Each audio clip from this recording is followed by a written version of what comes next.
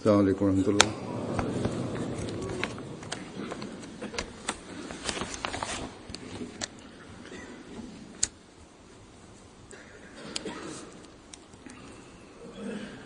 अशहदु अल्ला इलाहा इल्लल्लाह वहदहु ला शरीका लहु व अशहदु अन्ना मुहम्मदन अब्दुहु व रसूलुहु अम्मा बअदु फअऊज़ु बिल्लाहि मिनश शैतानिर रजीम बिस्मिल्लाहिर्रहमानिर्रहीम अल्हम्दुलिल्लाहि रब्बिल आलमीन अर्रहमानिर्रहीम मालिकि यौमिद्दीन इय्याका नअबुदु व इय्याका नस्तईन इहदिनस सिरातल मुस्तकीम सिरातल लज़ीना अनअमता अलैहिम गैरिल मग़्दूबि अलैहिम वलद्दाल्लीन।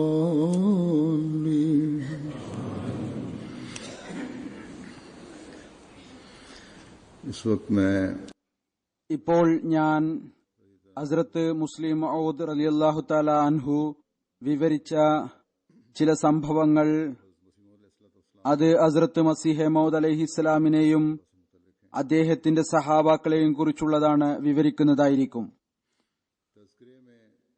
തദ്കിറയിൽ 1908 ഫെബ്രുവരി 9 താഴെ ഒരു ഇൽഹാം രേഖപ്പെടുത്തിയിട്ടുണ്ട്. ആ ദിവസം 8 ഇൽഹാമുകൾ ഉണ്ട്. ഒരു ഇൽഹാം ഇതാണ്: ലാ തഖ്തുലു സൈനബ്, സൈനബിനെ വധിക്കരുത്. ഇതിന്റെ സംഭവപരമായ വിശദീകരണം ചില അവസ്ഥകൾ അനുസരിച്ച് ഒരു സ്ഥലത്ത് ഹസ്രത്ത് മുസ്ലിം മൗഊദ് റളിയല്ലാഹു തആല അൻഹു ഇപ്രകാരം വിവരിച്ചിരിക്കുന്നു: 1908 തുടക്കത്തിൽ ഹാഫിൽ റഹ്മത്തുല്ലാ ഖാൻ സാഹിബ് മർഹൂമിന്റെ 2 പെൺകുട്ടികളുടെ വിവാഹബന്ധം നിർദ്ദേശിക്കപ്പെട്ടു. അതിൽ മൂത്ത കുട്ടിയുടെ പേര് സൈനബ് എന്നും ചെറിയ കുട്ടിയുടെ പേര് കുൽസും എന്നുമായിരുന്നു. സൈനബിനെ മറ്റു ചില ആളുകളും വിവാഹം കഴിക്കാൻ ആഗ്രഹിച്ചിരുന്നു.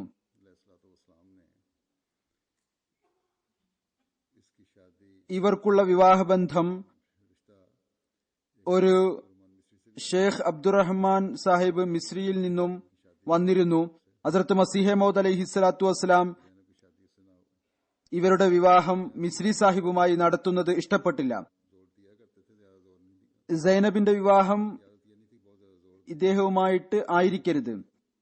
ഹസ്രത്ത് മസീഹ് മൗഊദ് അലൈഹിസ്സലാത്തു വസ്സലാമിന്റെ സ്വഭാവമനുസരിച്ച് വളരെയധികം കാർക്കശ്യം ഈ കാര്യത്തിൽ കാണിച്ചില്ല. ഏത് കാര്യത്തിലും വളരെയധികം കാർക്കശ്യ സ്വഭാവം അങ്ങേക്ക് ഉണ്ടായിരുന്നില്ല. ഈ ദിവസങ്ങളിൽ ഹദ്റത്ത് മസീഹ് മൗഊദ് അലൈഹിസ്സലാത്തു വസ്സലാമിന് ഈ ഇൽഹാം ഉണ്ടായി: ലാ തഖ്തുലു സൈനബ്, സൈനബിനെ നശിപ്പിക്കരുത്. ഹാഫിദ് റഹ്മത്തുല്ലാ സാഹിബ് മർഹൂം രണ്ടാമത്തെ ആളെ എന്തോ കാരണം കൊണ്ട് ഇഷ്ടപ്പെട്ടില്ല. അദ്ദേഹം വിചാരിച്ചു ഈ ഇൽഹാമിന്റെ അർത്ഥം ഇതാണ്: മസീഹ് മൗഊദ് അലൈഹിസ്സലാത്തു വസ്സലാമിന്റെ അഭിപ്രായം തെറ്റാണ്, അതുകൊണ്ട് അവിടെ വിവാഹം ചെയ്ത് നൽകരുത്, മറിച്ച് മിസ്രി സാഹിബിന് വിവാഹം ചെയ്തു കൊടുക്കാം. ഹദ്റത്ത് മസീഹ് മൗഊദ് അലൈഹിസ്സലാത്തു വസ്സലാമിന്റെ അഭിപ്രായം ഇൽഹാം റദ്ദ് ചെയ്തിരിക്കുന്നു എന്ന് ചിന്തിച്ചു.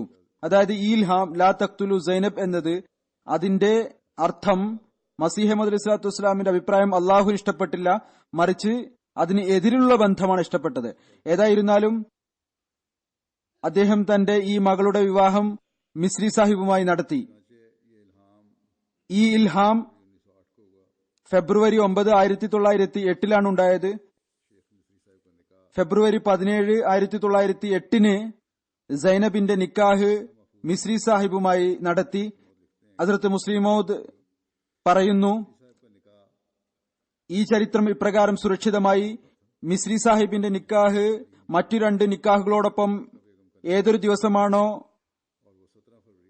ഞങ്ങളുടെ സഹോദരി മുബാറക്ക ബേഗമിന്റെ നിക്കാഹ് നടന്നത്, അതേ ദിവസമാണ് നടന്നത്. അത് 17-ാം തീയതി ഫെബ്രുവരിയിലാണ് നടന്നത്. ചുരുക്കത്തിൽ അള്ളാഹു വ്യക്തമായി പറഞ്ഞിരുന്നു, ഹസ്രത്ത് മസീഹ് മൗഊദ് അലൈഹി സ്വലാത്തു വസ്സലാമിന്റെ വാക്കുകൾ അംഗീകരിക്കുക, മിസ്രി സാഹിബുമായി വിവാഹം നടത്തരുത്.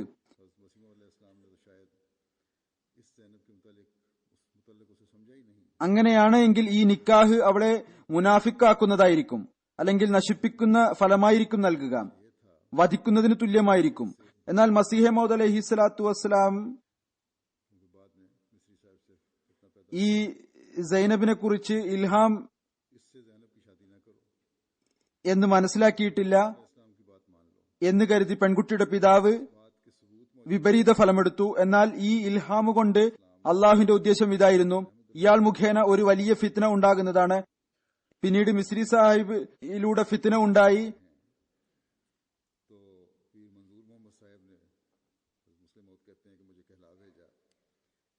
അതുകൊണ്ട് ഇയാളുമായി സൈനബിന്റെ വിവാഹം നടത്താതിരിക്കുകയും ഹസ്രത്ത് മസീഹ് മൗഊദ് അലൈഹി സ്വലാത്തു വസ്സലാമിന്റെ വാക്കുകൾ അംഗീകരിക്കുകയും ചെയ്യുക. പിന്നീട് ഹസ്രത്ത് മസീഹ് മൗഊദ് അലൈഹി സ്വലാത്തു വസ്സലാം ഇതേ അഭിപ്രായം തന്നെയാണ് ഹാഫിസ് റഹ്മത്തുള്ള സാഹിബിന് നൽകിയിട്ടുള്ളത് എന്നതിനും തെളിവുണ്ട്. മിസ്രി സാഹിബ് ജമാഅത്തിൽ നിന്ന് വേർപെട്ടപ്പോൾ ഹസ്രത്ത് മുസ്ലിം മൗഊദ് റളിയല്ലാഹു തആല അൻഹു പറയുന്നു, പീർ മൻസൂർ മുഹമ്മദ് സാഹിബ് എന്നോട് പറയാനായി പറഞ്ഞയച്ചു. എന്റെ മുന്നിൽ വെച്ച് ഹസ്രത്ത് മസീഹ് മൗഊദ് അലൈഹി സ്വലാത്തു വസ്സലാം ഹാഫിസ് റഹ്മത്തുള്ള സാഹിബിനോട് പറഞ്ഞിരുന്നു, ഷേഖ് അബ്ദുറഹ്മാൻ സാഹിബുമായി വിവാഹം നടത്തരുത്.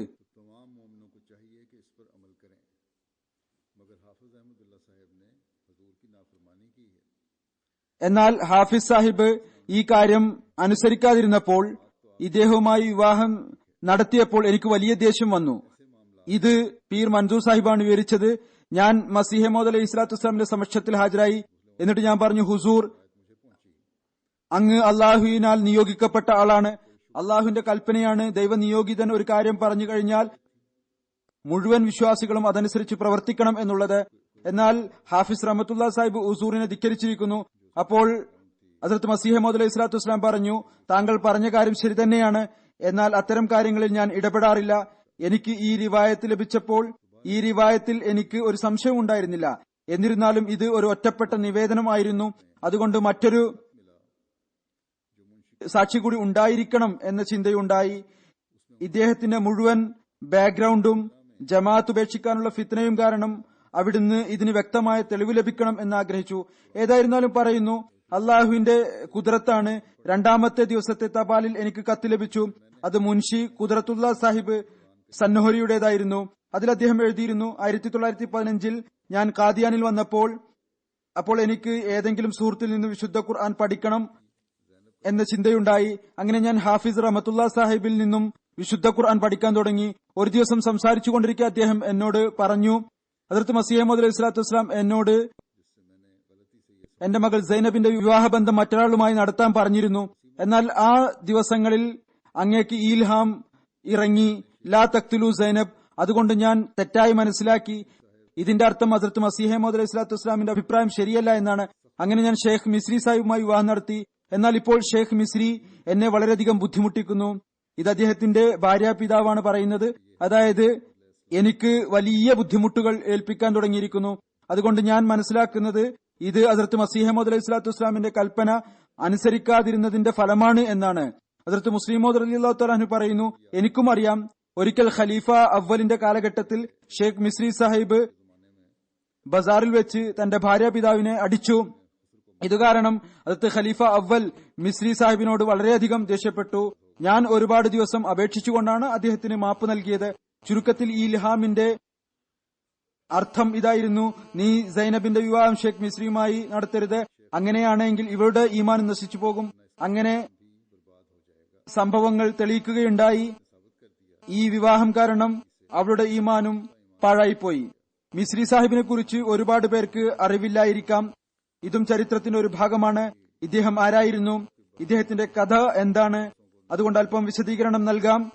ഷേഖ് അബ്ദുറഹ്മാൻ മിസ്രി സാഹിബ് വ്യക്തമാക്കിയതുപോലെ ഹദ്റത്ത് മസീഹ് മൗഊദ് ഇസ്ലാമിന് ബൈഅത്ത് ചെയ്തിരുന്നു. വിദ്യാസമ്പന്നനായിരുന്നു. പിന്നീട് ഇദ്ദേഹം മിസ്രിൽ ഈജിപ്തിൽ പോയി. ഇദ്ദേഹത്തിന് ഈജിപ്തിൽ പോകാനുള്ള ചിലവ് ഹദ്റത്ത് മുസ്ലിം മൗഊദ് റളിയല്ലാഹു തആല അൻഹും ചൗധരി നസ്റുല്ലാ സാഹിബുമാണ് വഹിച്ചത്. ഈജിപ്തിൽ പോയത് അദ്ദേഹത്തിന് മറ്റു പ്രയോജനത്തിന് കാരണമായതുപോലെ ഈജിപ്തിൽ പോയതുകൊണ്ട് അദ്ദേഹം ഷേഖ് മിസ്രി എന്ന പേരിൽ അറിയപ്പെടാനും കാരണമായി. ഇതുകൊണ്ടാണ് ഇദ്ദേഹത്തെ ഷേഖ് മിസ്രി എന്ന് പറയപ്പെട്ടിരുന്നത്. ഏതായിരുന്നാലും ഒരു സമയം വന്നു ഹസ്രത്ത് മുസ്ലിം മൗഊദ് റളിയല്ലാഹു തആല അൻഹുമായി ഇദ്ദേഹം വിയോജിച്ചു. ഈ വിയോജിപ്പ് കാരണം അദ്ദേഹത്തിന് എതിരിൽ പലതും പറയാൻ തുടങ്ങി. ജമാഅത്തിൽ ഫിത്നയുടെ രൂപം ഉണ്ടാക്കാൻ ശ്രമിച്ചു. എന്നാൽ അള്ളാഹു ജമാഅത്തിനെ ഫിത്നയിൽ നിന്ന് സംരക്ഷിച്ചതോടൊപ്പം വിശാലമായ നിലയിലും ചില സഹോദരന്മാർക്ക് വ്യക്തിപരമായ നിലയിലും ഇദ്ദേഹത്തിന്റെ അവസ്ഥയെക്കുറിച്ച് സ്വപ്നങ്ങളിലൂടെ അറിവ് നൽകി. ഇദ്ദേഹത്തിന്റെ അവസ്ഥ എന്തായിരുന്നു എന്ന് മിസ്രി സാഹിബിന് ജമാഅത്തിലുള്ള സ്ഥാനം ഈ ഒരു കാര്യത്തിൽ നിന്ന് ഊഹിക്കാം. ഹസ്രത്ത് മുസ്ലിം മൗഊദ് റളിയല്ലാഹു തആല അൻഹു സ്വയം പറഞ്ഞിട്ടുണ്ട്, ഒരു സുഹൃത്ത് ആഫ്രിക്കയിൽ നിന്ന് എനിക്ക് കത്ത് എഴുതി. മിസ്രി സാഹിബ് ജമാഅത്തിൽ നിന്ന് വേർപെട്ടതിൽ എനിക്ക് വലിയ ഭയാശങ്കകൾ ഉണ്ട്. എഴുതുന്നു, ഇത്രയും വലിയ മനുഷ്യരുടെ ഈമാൻ പാഴായിപ്പോയി എങ്കിൽ നമ്മുടെ ഈമാൻ എന്ത് യാഥാർത്ഥ്യമാണുള്ളത്? ഇതിനെക്കുറിച്ച് ഹദ്റത്ത് മുസ്ലിം മൗഊദ് റളിയല്ലാഹു തആല അൻഹു പറയുന്നു, ഞാൻ അദ്ദേഹത്തിന് എഴുതി, വലിപ്പത്തിന്റെ തീരുമാനം അള്ളാഹുവിന്റെ ജോലിയാണ്, താങ്കളുടേതല്ല.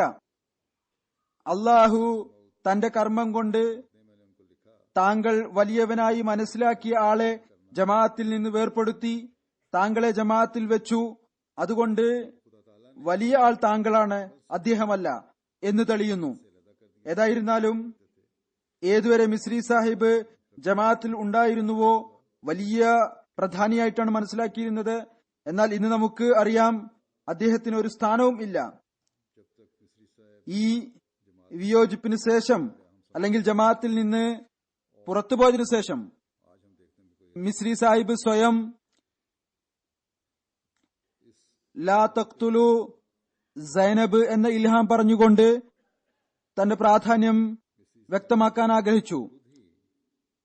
അതായത് ഹദ്റത്ത് മസീഹ് മൗഊദ് അലൈഹി ഇസ്ലാമിന് ഇപ്രകാരം ഇൽഹാം ഉണ്ടായി, അത് എന്നെ കുറിച്ചായിരുന്നു.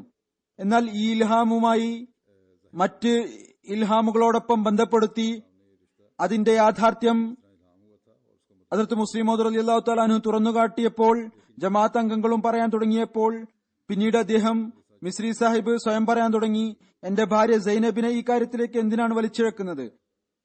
ഇതാണ് ഈ ഇൽഹാമിനെ വിവരിക്കാനുള്ള കാരണം. ഹദ്റത്ത് മുസ്ലിം മൗഊദ് റളിയല്ലാഹു തആല അൻഹു എപ്രകാരം ഇത് പൂർത്തിയായി എന്നതിനെ കുറിച്ചാണ് പറഞ്ഞത്. ഹദ്റത്ത് മുസ്ലിം മൗഊദ് റളിയല്ലാഹു തആല അൻഹു തുടർന്ന് പറയുന്നു, നോക്കൂ, ഇത് എത്രമാത്രം മഹത്തരമായ ഒരു പ്രവചനമാണ്. ഇതിലേക്ക് സ്വയം മിസ്രി സാഹിബ് ശ്രദ്ധ തിരിപ്പിച്ചു. അദ്ദേഹത്തിന്റെ ഭാര്യയ്ക്ക് ഇത് അറിയാമായിരുന്നു എന്നാണ് മനസ്സിലാക്കുന്നത്. അതായത് അപ്രകാരം ഇൽഹാം ഉണ്ടായിരുന്നു. ഭാര്യ പറയുന്നു, എന്റെ പിതാവ് അത് എന്നെ കുറിച്ചാണ് എന്ന് മനസ്സിലാക്കി. അങ്ങനെ അവരുടെ ചിന്ത ഈ ഭാഗത്തേക്ക് പോയി. ഹസ്രത്ത് മുസ്ലിം മൗഊദ് റളിയല്ലാഹു തആല അൻഹു പറയുന്നു, അങ്ങനെ മിസ്രി സാഹിബിന്റെ ചിന്തയും ഈ ഭാഗത്തേക്ക് പോയി. ചുരുക്കത്തിൽ നമ്മളാൽ വൈകി ചെയ്യുമായിരുന്ന ജോലി സ്വയം അദ്ദേഹം തന്നെ ചെയ്തു തന്നു. ഹസ്രത്ത് മുസ്ലിം മൗഊദ് റളിയല്ലാഹു തആല അൻഹു ഉദാഹരണം നൽകുന്നു. അതിന്റെ ഉദാഹരണം ഇപ്രകാരമാണ്. ആട് കത്തി എടുത്തതുപോലെ പറയുന്നു, ഒരാളുണ്ടായിരുന്നു, അയാൾ ആടിനെ അറുക്കുന്നതിന് വേണ്ടി കത്തിയെടുത്തു. എന്നാൽ എവിടെയോ വെച്ച് കത്തി മറന്നുപോയി. കുട്ടികൾ കളിച്ചുകൊണ്ട് അതിനു മുകളിൽ മണ്ണിട്ടു. അങ്ങനെ അത് മണ്ണിനടിയിൽ പെട്ടുപോയി. അയാൾ കത്തി ഒരുപാട് തിരഞ്ഞു, എന്നാൽ കത്തി ലഭിച്ചില്ല. അയാൾ അത്ഭുത പരതന്ത്രനായി നിൽക്കുമ്പോൾ ആട് കാലുകൾ കൊണ്ട് മണ്ണ് മാന്താൻ തുടങ്ങി. അതിന്റെ ഫലമായി മണ്ണ് നീങ്ങിപ്പോവുകയും അയാൾക്ക് കത്തി കാണാൻ സാധിക്കുകയും ചെയ്തു. അങ്ങനെ അയാൾ അതുകൊണ്ട് ഉടനെ തന്നെ ആടിനെ അറുത്തു. അന്നു മുതൽ അറബികളിൽ ഈ ചൊല്ല് പ്രസിദ്ധിയാർജിച്ചു. ഏതെങ്കിലും ഒരാൾ തന്റെ കൈകൾ കൊണ്ട് തന്റെ നാശത്തിനുള്ള സാമഗ്രികൾ ഒരുക്കുമ്പോൾ അയാൾ ആട് കത്തി പുറത്തെടുത്തതുപോലെ ചെയ്തു എന്ന് പറയുമായിരുന്നു. ഹസ്രത്ത് മുസ്ലിം മൗദ് റളിയല്ലാഹു തആല അൻഹു ഈ ഒരു ഫലമാണ് എടുത്തത്. ഈ ഫലം വളരെ വ്യക്തമായ നിലയിൽ പ്രകടവുമാണ്. ഹാഫിസ് സാഹിബ് അഥവാ ഹസ്രത്ത് മസീഹ് സ്വലാത്തു വസ്സലാമിന്റെ വാക്കുകൾ കേട്ട് തന്റെ മകൾ സൈനബിന്റെ വിവാഹം മിസ്രി സാഹിബുമായി നടത്താതിരുന്നുവെങ്കിൽ അവളുടെ ഈമാൻ പാഴായി പോകുമായിരുന്നില്ല. അതുകൊണ്ട് ദൈവനിയോഗിതന്റെ വാക്കുകൾ അനുസരിച്ച് പ്രവർത്തിക്കേണ്ടത് വിശ്വാസികളുടെ നിർബന്ധ കടമയാണ്. ഇത് മനസ്സിലാക്കേണ്ടതാണ്. തങ്ങളുടേതായ വിശദീകരണം നൽകുന്നതിന് പകരം അതേപടി പ്രവർത്തിക്കുകയാണെങ്കിൽ വിശ്വാസം പാഴാകുന്നതല്ല.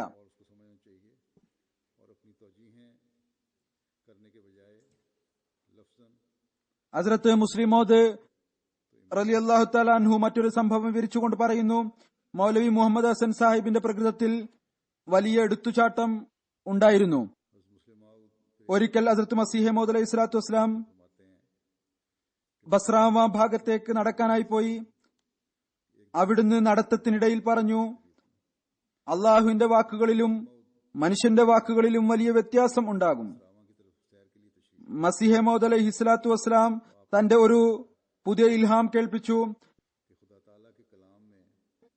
എന്നിട്ട് പറഞ്ഞു, നോക്കൂ, ഇതും ഒരു ഇൽഹാമാണ്. ഇതേപോലെ ഹരീരിയുടെ വാചകങ്ങളുണ്ട്. വലിയ ഒരു എഴുത്തുകാരനായിരുന്നു. മൗലവി മുഹമ്മദ് ഹസൻ സാഹിബ് സംസാരത്തിന്റെ അവസാന ഭാഗം ശ്രദ്ധയോടുകൂടി കേട്ടില്ല. ഇൽഹാമിനെ കുറിച്ച് വിചാരിച്ചു ഇത് ഹരീരിയുടെ വാക്കുകളാണ് അങ്ങ്. എന്നിട്ട് പറഞ്ഞു, പൂർണ്ണമായും നിരർത്ഥകമായ കാര്യമാണ്. എന്നാൽ ഹദ്റത്ത് മസീഹ് മൗദ് അലൈഹി സ്വലാത്തു വസ്സലാം ഇത് അള്ളാഹുവിന്റെ ഇൽഹാമാണ് എന്ന് പറഞ്ഞപ്പോൾ മൗലവി സാഹിബ് ഉടൻ തന്നെ പറഞ്ഞു, സുബ്ഹാനല്ലാഹ്, എത്ര ഉന്നതമായ വാക്കുകളാണ്. ഏതെങ്കിലും കാര്യങ്ങളെക്കുറിച്ച് അഭിപ്രായം പറയണമെങ്കിൽ ധൃതി കാണിക്കാൻ പാടുള്ളതല്ല. പിന്നീട് ഇന്ന് ഹസ്രത്ത് മസീഹ് മൗദ് അലൈഹി സ്വലാത്തു വസ്സലാമിനെ ലോകത്തിലെ കോണുകളിലും എല്ലാ രാജ്യങ്ങളിലും അറിയപ്പെടുന്നു എന്ന കാര്യം വിവരിച്ചുകൊണ്ട് ഒരു സംഭവം വിവരിക്കുന്നു. ഒരു സിഖുകാരൻ എന്റെ അടുത്ത് വന്നു. എന്നിട്ട് പറഞ്ഞു, താങ്കളുടെ മൂത്താപ്പ മിർസ ഗുലാം ഖാദിർ സാഹിബ് വളരെ പ്രസിദ്ധനായിരുന്നു. ഒരു വലിയ സ്ഥാനത്ത് അവരോധിതനായിരുന്നു. എന്നാൽ മിർസ ഗുലാം മുഹമ്മദ് സാഹിബ് അറിയപ്പെടാത്ത ആളായിരുന്നു. അദ്ദേഹത്തെ ആരും അറിയുമായിരുന്നില്ല. ആ സിഖുകാരൻ പറഞ്ഞു, എന്റെ പിതാവ് ഒരിക്കൽ മിർസ ഗുലാം മുർത്തദ സാഹിബിന്റെ പക്കൽ ചെന്നു, ഹദ്റത്ത് മസീഹ് മൗഊദ് സ്വല്ലല്ലാഹു അലൈഹി വസല്ലമിന്റെ പിതാവിന്റെ പക്കൽ. എന്നിട്ട് പറഞ്ഞു, താങ്കൾക്ക് മറ്റൊരു മകൻ കൂടിയുണ്ട് എന്ന് കേട്ടിട്ടുണ്ട്. അദ്ദേഹം എവിടെയാണ്? അദ്ദേഹം പറഞ്ഞു, അവൻ മുഴുവൻ സമയവും പള്ളിയിലായിരിക്കും, ഖുർആൻ ഓതിക്കൊണ്ടിരിക്കും. എനിക്കവനെ കുറിച്ച് വളരെയധികം വ്യാകുലതയുണ്ട്. അവന് എവിടെ നിന്നാണ് ഭക്ഷണം ലഭിക്കുക? താങ്കൾ അവന്റെ അടുത്ത് പോയി പറയുക, ഭൗതികതയെക്കുറിച്ചും അല്പം വ്യാകുലപ്പെടണം. അവൻ എന്തെങ്കിലും ഉദ്യോഗം ചെയ്യണമെന്നാണ് ഞാൻ ആഗ്രഹിക്കുന്നത്. എന്നാൽ ഞാൻ അവന് വേണ്ടി എന്തെങ്കിലും വിധത്തിലുള്ള ജോലി ശരിപ്പെടുത്തുമ്പോൾ അവൻ നിഷേധിക്കുന്നു. അങ്ങനെ എന്റെ പിതാവ്, സിഖുകാരന്റെ പിതാവ്, അദ്ദേഹത്തിന്റെ അടുത്ത് പോയി. എന്നിട്ട് വലിയ മിർസ സാഹിബിന്റെ വാക്കുകൾ അദ്ദേഹത്തിന് എത്തിച്ചു. ഹദ്റത്ത് മസീഹ് മൗഊദ് അലൈഹി സ്വലാത്തു വസ്സലാം പറഞ്ഞു, എന്റെ പിതാവിന് വെറുതെ വ്യാകുലതയാണുള്ളത്. ഞാൻ ഭൗതിക ഉദ്യോഗം എന്തു ചെയ്യാനാണ്? താങ്കൾ എന്റെ പിതാവിന്റെ അടുത്ത് പോയി പറയുക, ഞാൻ ആരുടെ ജോലിക്കാരനാണോ ആകേണ്ടിയിരുന്നത് അത് ആയിക്കഴിഞ്ഞിരിക്കുന്നു. എനിക്ക് ജനങ്ങളുടെ ഉദ്യോഗത്തിന്റെ ആവശ്യമില്ല. ഹദ്റത്ത് മുസ്ലിം മൗഊദ് റളിയല്ലാഹു തആല അൻഹു പറയുന്നു, ആ സിഖുകാരനിൽ ഈ വാക്കുകളുടെ സ്വാധീനം ഇത്രമാത്രം ഉണ്ടായിരുന്നു. അദ്ദേഹം എപ്പോൾ ഹദ്റത്ത് മസീഹ് മൗഊദ് സ്വല്ലല്ലാഹു അലൈഹി വസല്ലമിനെ കുറിച്ച് പറഞ്ഞാലും കണ്ണുകളിൽ നിന്ന് കണ്ണുനീർ ഒഴുകുമായിരുന്നു. ഹദ്റത്ത് മുസ്ലിം മൗഊദ് റളിയല്ലാഹു തആല അൻഹു പറയുന്നു, ഒരിക്കൽ അദ്ദേഹം ചെറിയ പള്ളിയിൽ എന്റെ അടുത്ത് വന്നു. എന്നിട്ട് പൊട്ടി കരയാൻ തുടങ്ങി. ഞാൻ ചോദിച്ചു, എന്താണ് സംഭവിച്ചത്? അദ്ദേഹം പറഞ്ഞു, ഇന്നെന്നോട് വലിയ അക്രമം കാണിച്ചിരിക്കുന്നു. ഞാൻ ഇന്ന് ബെഹ്ഷ്തി മക്ബറയിൽ പോയിരുന്നു. ഞാൻ മിർസ സാഹിബിന്റെ ഖബറിൽ സുജൂദ് ചെയ്യാൻ തുടങ്ങിയപ്പോൾ ഒരു അഹമ്മദി എന്നെ അതിൽ നിന്ന് തടഞ്ഞു. എന്റെ മതം വേറെയാണ്, അയാളുടെ മതം വേറെയാണ്. അഹമ്മദികൾ ഖബറുകൾക്ക് സുജൂദ് ചെയ്യുന്നില്ല എങ്കിൽ ചെയ്യണ്ട. ഞാൻ ഒരു സിഖുകാരനാണ്, ഞങ്ങൾ സുജൂദ് ചെയ്യാറുണ്ട്. പിന്നെ എന്തിനാണ് അയാൾ എന്നെ വിലക്കിയത്? അതായത് അഹമ്മദി. ഇതിനെക്കുറിച്ച് ഹദ്റത്ത് മുസ്ലിം മൗഊദ് പറയുന്നു, ചുരുക്കത്തിൽ ഹദ്റത്ത് മസീഹ് മൗഊദ് അലൈഹി സ്വലാത്തു വസ്സലാം പൂർണ്ണമായും ഏകാന്ത വാസത്തിലാണ് ഉണ്ടായിരുന്നത്. അങ്ങയെക്കുറിച്ച് അറിയുന്നവരിൽ അദ്ദേഹത്തിന്റെ ഇബാദത്തിന്റെയും പരിത്യാഗത്തിന്റെയും സ്വാധീനം ഇത്രമാത്രം ഉണ്ടായിരുന്നു. ആ മുസ്ലിം ആയിരുന്നിട്ടും ഹദ്റത്ത് മസീഹ് മൗഊദ് സ്വല്ലല്ലാഹു അലൈഹി വസല്ലമിന്റെ വഫാത്തിന് ശേഷവും അവിടുത്തെ ഖബറിൽ പോകാറുണ്ടായിരുന്നു. അവിടുന്ന് പറയുന്നു, ഹദ്റത്ത് മുസ്ലിം മൗഊദ് റളിയല്ലാഹു തആല അൻഹു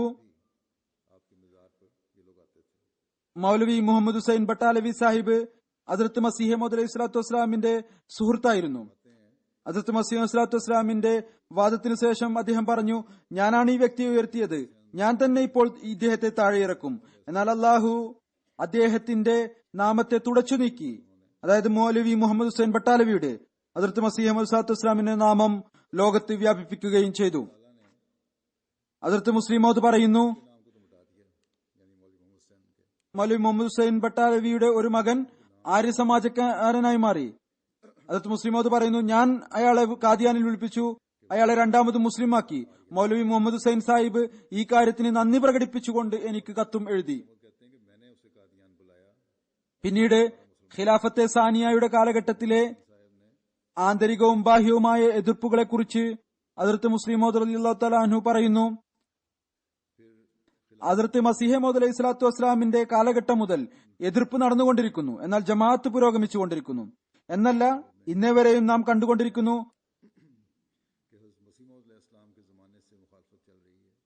വിവിധങ്ങളായ തന്ത്രങ്ങളുടെയും എതിർപ്പുകളുടെയും പരമ്പര തുടർന്നുകൊണ്ടിരിക്കുകയാണ്. എന്നാൽ അള്ളാഹുവിന്റെ അനുഗ്രഹത്താൽ ജമാഅത്ത് പുരോഗമിച്ചുകൊണ്ടിരിക്കുകയാണ്. ഹദ്രത്ത് മുസ്ലിം മൗഊദ് റളിയല്ലാഹു തആല അൻഹു പറഞ്ഞു, ജമാഅത്ത് മുള്ളുകളിലൂടെ നടന്നുകൊണ്ടാണ് അതിന്റെ യാഥാർത്ഥ്യത്തിലെത്തിയിരിക്കുന്നത്. ഈ കാര്യം അള്ളാഹുവിന്റെ അനുഗ്രഹം എപ്പോഴും ജമാഅത്തിനോടൊപ്പം ഉണ്ടായിരുന്നു എന്നാണ് പറഞ്ഞു തരുന്നത്. എന്നാൽ ഈ അനുഗ്രഹത്തെ സ്ഥായിയാക്കി തീർക്കുന്നതിന് വേണ്ടി ജമാഅത്ത് എപ്പോഴും ദുആയിൽ മുഴുകേണ്ടതാണ്. അഥവാ നാം ദുആയുടെ കടമ നിറവേറ്റുന്നവരായി തീർന്നാൽ ഇൻഷാ അല്ലാഹു തആല ഇപ്പോഴുള്ളതും ഭാവിയിൽ ഉണ്ടാകുന്നതുമായ എല്ലാ എതിർപ്പും സ്വയം മരിച്ചു പോകുന്നതായിരിക്കും. ഒരവസരത്തിൽ മൗലവി അബ്ദുൽ കരീം സാഹിബ് റളിയല്ലാഹു തആല അൻഹുവിന്റെ ഉദാഹരിക്കാനാവാത്ത ത്യാഗത്തെ വിവരിച്ചുകൊണ്ട് ഹദ്രത്ത് മുസ്ലിം മൗഊദ് റളിയല്ലാഹു തആല അൻഹു പറയുന്നു, ഹദ്രത്ത് ഖലീഫ അവ്വൽ റളിയല്ലാഹു തആല അൻഹുവിന് അള്ളാഹു ഒരു ഉന്നതമായ ഉദ്യോഗം നൽകിയിരുന്നു. അത് അവസാനിച്ചപ്പോൾ അദ്ദേഹം തന്റെ സ്വദേശത്ത് പ്രാക്ടീസ് തുടങ്ങി. അവിടെ അദ്ദേഹത്തിന് വലിയ പ്രസിദ്ധി ഉണ്ടായിരുന്നു. അദ്ദേഹത്തിന്റെ സ്വദേശം ഭേര സർഗോദ ജില്ലയിലാണ്. അവിടെ വലിയ വലിയ ആളുകളുണ്ട്. അതിൽ അധിക പേരും അദ്ദേഹത്തിന്റെ അനുയായികളായിരുന്നു. അവിടെ ജോലി നടക്കും എന്നതിനെ കുറിച്ച് നല്ല പ്രതീക്ഷ ഉണ്ടായിരുന്നു. എന്നാൽ അവിടുന്ന് ഹദ്രത്ത് മസീഹ് മൗഊദ് അലൈഹി സ്വലാത്തു വസ്സലാമിനെ കാണുന്നതിന് വേണ്ടി കാദിയാനിൽ വന്നു. ഏതാനും ദിവസങ്ങൾക്ക് ശേഷം തിരിച്ചു പോകാൻ ഉദ്ദേശിച്ചപ്പോൾ ഹദ്രത്ത് മസീഹ് മൗഊദ് അലൈഹി സ്വലാത്തു വസ്സലാം പറഞ്ഞു, ലോകം താങ്കൾ ഒരുപാട് കണ്ടു കഴിഞ്ഞു, താങ്കൾ ഇനി ഇവിടെ ഇരുന്നാലും. അദ്ദേഹം ഈ നിർദ്ദേശം അനുസരിച്ച് പ്രവർത്തിച്ചു. എപ്രകാരം പ്രവർത്തിച്ചു? ഏതുവരെ എന്നാൽ സാധനങ്ങൾ എടുക്കുന്നതിന് വേണ്ടി പോലും പോയില്ല, മറിച്ച് മറ്റുള്ളവരെ അയച്ച് സാധനങ്ങൾ കൊണ്ടുവരിപ്പിച്ചു. ആ കാലഘട്ടത്തിൽ ഇവിടെ പ്രാക്ടീസ് നടക്കുന്നതിനെ കുറിച്ച് ഒരു പ്രതീക്ഷ ഉണ്ടായിരുന്നില്ല. എന്നല്ല, ഇവിടെ ഒരു പൈസ നൽകാൻ പ്രാപ്തിയുള്ള ഒരാളും ഉണ്ടായിരുന്നില്ല. എന്നാൽ അദ്ദേഹം അതൊന്നും വിലവെച്ചില്ല. എന്നിരുന്നാലും അങ്ങയുടെ പ്രസിദ്ധി ഇത്രമാത്രം ഉണ്ടായിരുന്നു. പുറത്തുനിന്ന് രോഗികൾ അങ്ങയുടെ അടുത്ത് വന്നുകൊണ്ടിരുന്നു. അങ്ങയുടെ വരുമാനത്തിനുള്ള എന്തെങ്കിലും ഒരു മാർഗം ഒരുങ്ങുമായിരുന്നു. എന്നാൽ മൗലവി അബ്ദുൽ കരീം സാഹിബിന്റെ ത്യാഗം ഈ രൂപത്തിലായിരുന്നു. ഒരു വിധത്തിലുള്ള വരുമാനത്തിന്റെയും അനുമാനം പോലും ഉണ്ടായിരുന്നില്ല. ഒരു വിധത്തിലുള്ള ഫീസിന്റെയും പ്രതീക്ഷ ഉണ്ടായിരുന്നില്ല. ഒരു ശമ്പളവും ഉണ്ടായിരുന്നില്ല. ഒരു വസീഫയും ഉണ്ടായിരുന്നില്ല. ഒരു വരുമാനവും ഉണ്ടായിരുന്നില്ല. വരുമാന മാർഗവും ഉണ്ടായിരുന്നില്ല. എന്നാൽ അദ്ദേഹം ഹദ്രത്ത് മസീഹ് മൗഊദ് അലൈഹി സ്വലാത്തു വസ്സലാമിന്റെ സെക്രട്ടറി എന്ന നിലയിൽ ജോലി ചെയ്തുകൊണ്ടിരുന്നു. ഇപ്പോൾ ഏതെല്ലാം ജോലികളാണോ എല്ലാ ഓഫീസുകളും ചെയ്തുകൊണ്ടിരിക്കുന്നത്, ഹദ്രത്ത് മുസ്ലിം മൗഊദ് റളിയല്ലാഹു തആല അൻഹു പറയുന്നു, ഇപ്പോൾ ഏതെല്ലാം ജോലികളാണോ എല്ലാ ഓഫീസുകളും ചെയ്യുന്നത്, ജമാഅത്തി സ്ഥാപനങ്ങൾ, അതെല്ലാം അദ്ദേഹം ഒറ്റക്കാണ് ചെയ്തുകൊണ്ടിരുന്നത്. ചിലവിനുള്ള ഒരു മാർഗവും ഉണ്ടായിരുന്നില്ല. ഇതും മരുഭൂമിയിൽ ജീവിതം ത്യാഗം ചെയ്യുന്നത് പോലുള്ള കാര്യമാണ്. ഇതാണ് നമ്മുടെ പൂർവികരുടെ മാതൃക. ഇത് നമ്മുടെ വാഖ്ഫീനെ ജിന്ദഗികളും ഇടയ്ക്കിടയ്ക്ക് മുന്നിൽ വെച്ചുകൊണ്ട് ഇതിനെക്കുറിച്ച് ചിന്തിക്കേണ്ടതാണ്.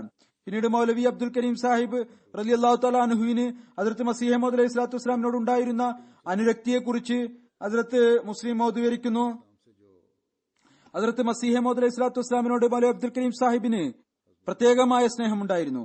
അത്തരത്തിലുള്ള സ്നേഹമായിരുന്നു അത്. ആ കാലഘട്ടം കണ്ടവർക്ക് മാത്രമേ ശരിയായ രീതിയിൽ മനസ്സിലാക്കാൻ സാധിക്കുകയുള്ളൂ. മറ്റുള്ളവർക്ക് ചിന്തിക്കാൻ പോലും സാധ്യമല്ല. അദ്ദേഹം ആ സമയത്താണ് വഫാത്തായത്. അപ്പോൾ എനിക്ക് 14-15 വയസ്സായിരുന്നു. ഞാൻ അദ്ദേഹത്തിന്റെ സ്നേഹം തിരിച്ചറിഞ്ഞ കാലഘട്ടം. അന്ന് എന്റെ പ്രായം 13-12 വയസ്സായിരിക്കും. അതായത് കുട്ടിക്കാലമായിരുന്നു. എന്നാൽ ഇതെല്ലാം ആയിരുന്നിട്ടും എന്നിൽ ഇത്ര ഗഹനമായ ഒരു രേഖയുണ്ട്. മൗലവി സാഹിബിന്റെ രണ്ട് കാര്യങ്ങൾ ഒരിക്കലും മറക്കുകയില്ല. ഒന്ന് അദ്ദേഹത്തിന്റെ വെള്ളം കുടിക്കുന്ന രീതി, മറ്റൊന്ന് ഹദ്റത്ത് മസീഹ് മൗഊദ് അലൈഹി സ്വലാത്തു വസ്സലാമിനോടുള്ള അദ്ദേഹത്തിന്റെ സ്നേഹം. അവിടുന്ന് തണുത്ത വെള്ളം വളരെയധികം ഇഷ്ടപ്പെട്ടിരുന്നു, വളരെ താല്പര്യത്തോടുകൂടി അത് കുടിച്ചിരുന്നു. അഥവാ സ്വർഗത്തിലെ അനുഗ്രഹങ്ങൾ ഒരുമിച്ച് അദ്ദേഹത്തിന് അള്ളാഹു അയച്ചു കൊടുത്തതുപോലെ കുടിച്ചുകൊണ്ടിരിക്കുമ്പോൾ ഗഡ് ഗഡ് എന്ന ശബ്ദവും ഉണ്ടാകുമായിരുന്നു. ഏതാനും കവിൾ കുടിച്ചതിനു ശേഷം അൽഹംദുലില്ലാ അൽഹംദുലില്ലാ എന്ന് പറയുമായിരുന്നു. ഹദ്റത്ത് മുസ്ലിം മൗഊദ് റളിയല്ലാഹു തആല അൻഹു പറയുന്നു, ആ കാലഘട്ടത്തിൽ മസ്ജിദ് അക്സയിലെ കിണറ്റിലെ വെള്ളം വളരെ പ്രസിദ്ധമായിരുന്നു. ഇപ്പോൾ എന്തുകൊണ്ടാണെന്നറിയില്ല, ജനങ്ങൾ ഇതിനെക്കുറിച്ചൊന്നും പറയാറില്ല. അദ്ദേഹത്തിന്റെ രീതി ഇതായിരുന്നു, പറയാറുണ്ടായിരുന്നു, സുഹൃത്തെ വെള്ളം കൊണ്ടുവരൂ, കുറച്ച് പുണ്യം നേടൂ. ഹദ്റത്ത് മസീഹ് മൗഊദ് അലൈഹി സ്വലാത്തു വസ്സലാം സദസ്സിൽ സ്വയം ഉണ്ടാകുമ്പോൾ മറ്റൊരു വിഷയമാണ്. അതല്ല എങ്കിൽ അദ്ദേഹം കോണിപ്പടിയിൽ വന്ന് കാത്തിരിക്കുകയും എന്നിട്ട് വെള്ളം കൊണ്ടുവരുന്നവരിൽ നിന്ന് പാത്രം വാങ്ങി കുടിക്കുകയും ചെയ്യുമായിരുന്നു. രണ്ടാമത്തെ കാര്യം, അദ്ദേഹം ഹദ്റത്ത് മസീഹ് മൗഊദ് അലൈഹി സ്വലാത്തു വസ്സലാമിന്റെ അടുത്ത് ഇരിക്കുമ്പോൾ അദ്ദേഹത്തിന്റെ കണ്ണുകൾ ഹുസൂറിന്റെ ശരീരത്തിൽ നിന്ന് എന്തോ ഒന്നെടുത്ത് ഭക്ഷിക്കുന്നത് പോലെ തോന്നുമായിരുന്നു. ആ സമയത്ത് അദ്ദേഹത്തിന്റെ മുഖത്ത് സന്തോഷത്തിന്റെയും ഉത്സാഹത്തിന്റെയും ഒരു പൂങ്കാവനം അലയടിക്കുമായിരുന്നു. അദ്ദേഹത്തിന്റെ മുഖത്തിലെ കണികകളിൽ സന്തോഷത്തിന്റെ തിരമാലകൾ അടിക്കുമായിരുന്നു. അദ്ദേഹം പുഞ്ചിരിച്ച് ഹദ്റത്ത് മസീഹ് മൗഊദ് സ്വല്ലല്ലാഹു അലൈഹി വസല്ലമിന്റെ വാക്കുകൾ കേൾക്കുന്നതും ഇരുവശവും മാറി മാറി പ്രോത്സാഹനം നൽകുന്നതും കൺകുളിർമയേകുന്ന ഒരു ദൃശ്യമായിരുന്നു. അതിന്റെ അല്പമെങ്കിലും ഭാഗം ഞാൻ മറ്റാരിലെങ്കിലും കണ്ടിട്ടുണ്ട് എങ്കിൽ അത് ഹാഫിസ് റോഷലനി സാഹിബ് മർഹൂമിലാണ്. ചുരുക്കത്തിൽ മൗലവി അബ്ദുൽ കരീം സാഹിബ് മർഹൂമിന് ഹദ്റത്ത് മസീഹ് മൗഊദ് സ്വല്ലല്ലാഹു അലൈഹി വസല്ലമുമായി പ്രത്യേകമായ ഒരു സ്നേഹമുണ്ടായിരുന്നു. ഹദ്റത്ത് മസീഹ് മൗഊദ് അലൈഹി സ്വലാത്തു വസ്സലാമിനും അദ്ദേഹത്തിനോട് അതേപോലെ തന്നെ സ്നേഹമുണ്ടായിരുന്നു. ഹദ്റത്ത് മസീഹ് മൗഊദ് അലൈഹി സ്വലാത്തു വസ്സലാമിന്റെ രീതിയായിരുന്നു, മഗ്രിബ് നമസ്കാരത്തിന് ശേഷം എല്ലായ്പ്പോഴും ഇരുന്ന് സംസാരിക്കുമായിരുന്നു. എന്നാൽ മൗലവി സാഹിബിന്റെ വഫാത്തിന് ശേഷം അവിടുന്ന് അങ്ങനെ ചെയ്യുന്നത് ഉപേക്ഷിച്ചു. ആരോ ചോദിച്ചു, ഹുസൂർ ഇപ്പോൾ ഇരിക്കാറില്ലല്ലോ? പറഞ്ഞു, മൗലവി അബ്ദുൽ കരീം സാഹിബിന്റെ സ്ഥലം ശൂന്യമായിരിക്കുന്നത് കാണുമ്പോൾ ബുദ്ധിമുട്ട് തോന്നുന്നു. ഹസ്രത്ത് മസീഹ് മൗഊദ് അലൈഹി സ്വലാത്തു വസ്സലാമിനേക്കാൾ കൂടുതൽ അള്ളാഹു ഹയ്യാണെന്നും രണ്ടാമതും ജീവിതം നൽകുന്നവനാണ് എന്നും വിശ്വാസമുള്ളത് മറ്റാർക്കാണ്? ചുരുക്കത്തിൽ ഇത് ഏകപക്ഷീയമായ സ്നേഹമായിരുന്നില്ല. ഹദ്റത്ത് മസീഹ് മൗഊദ് സ്വല്ലല്ലാഹു അലൈഹി വസല്ലം തന്റെ സഹാബാക്കളോട് വളരെയധികം സ്നേഹമുണ്ടായിരുന്നു. ഒരു സംഭവം വിവരിച്ചുകൊണ്ട് ഹദ്റത്ത് മുസ്ലിം മൗഊദ് പറയുന്നു, എനിക്ക് ഓർമ്മയുണ്ട്, കാദിയാനിൽ ഒരിക്കൽ ഒരു വ്യക്തി ചില അനാവശ്യ വാക്കുകൾ മൗലവി അബ്ദുൽ കരീം സാഹിബിൻ മർഹൂമിനെ കുറിച്ച് പറഞ്ഞു. ജനങ്ങൾ അയാളെ അടിക്കാൻ തുടങ്ങി. അയാൾ ഒരു ദുഷ്ടാട്ടക്കാരനായിരുന്നു. ജനങ്ങൾ അയാളെ അടിച്ചുകൊണ്ടിരുന്നു.